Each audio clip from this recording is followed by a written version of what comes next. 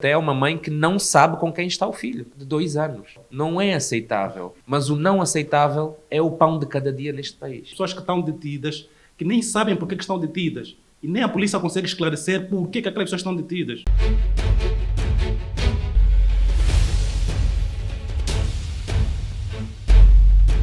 Com o objetivo de dar visibilidade às atrocidades que ocorrem em outras paragens do país, o movimento cívico Mudei apresentou nesta terça-feira 18, em conferência de imprensa, um relatório das mais de 200 pessoas detidas nas 4 províncias do leste do país, acusadas nos crimes de rebelião e alta traição à pátria. De acordo com os advogados, os processos estão cobertos de inverdades e há muitos direitos humanos a serem violados. O processo em causa tem 3 números de processo. Primariamente, era um processo sumário, não havendo condições, decidiram optar por um outro número de processo, que é a forma do processo abreviado, não tendo pernas para andar, decidiram, de certa forma, então, optar a forma de processo comum. Os parâmetros levados a cabo para se determinar o tipo de forma do processo não obedeceu àquilo que é o primado da lei. Essas detenções foram feitas com arbitrariedade, sem mandado de busca, nem numa notificação aparente,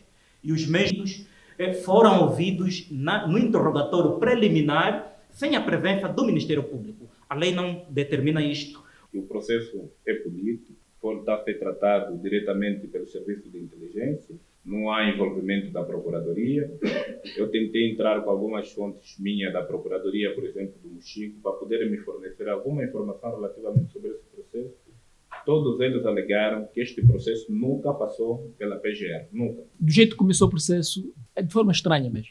Quem promove a ação penal é o Ministério Público, mas o processo começou com o juiz de garantia.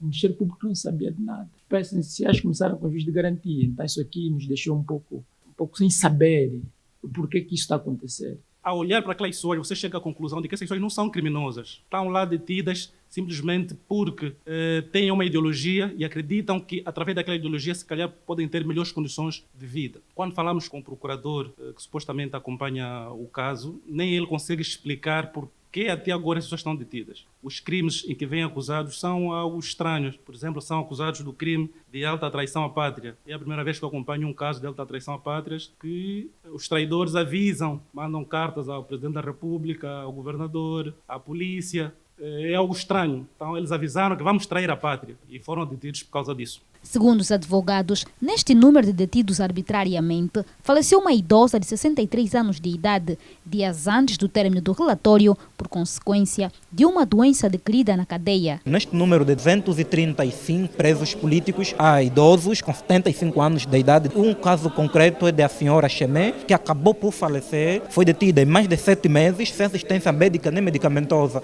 nenhuma alimentação como deve ser, jogada em condições deploráveis, sem condições higiênicas das celas dessa comarca, acabou por morrer e o Estado até o momento não se pronunciou, nem os órgãos de defesa e segurança, ninguém se pronuncia contra a perca de uma vida humana. Os advogados referem que muitos familiares não sabem que os seus parentes encontram-se detidos e alguns preferem nem dar a cara para evitar que sejam perseguidos. Muitos deles acabam por nem sequer visitar ou saber que os familiares estão presos em tais cadeias. Têm receio de serem também conotados e acabarem também na mesma situação. Então afastam-se dessas pessoas que têm essas ideias que desafiam a autoridade do Estado, ou que põem o Estado em questão, ou que, enfim, que provocam o Estado para uma conversa mais alargada que nunca é tida, porque a forma do Estado dialogar é sempre com violência.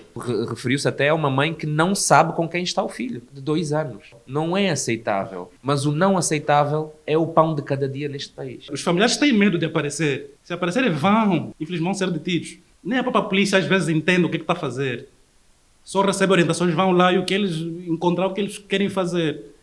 E esse não é um caso isolado, nós temos várias situações do gênero, de pessoas que estão detidas, que nem sabem por que estão detidas. E nem a polícia consegue esclarecer por que aquelas pessoas estão detidas. O movimento garante que, caso as instituições judiciais não se responsabilizarem pelos danos morais causados à família e aos detidos, irão percorrer ao ataque do Estado angolano. Tendemos, como Mudei, começar a fazer, mas precisamos de apoio de advogados, é passar ao ataque, é passar a processar o Estado, passar a pôr o Estado no banco dos réus.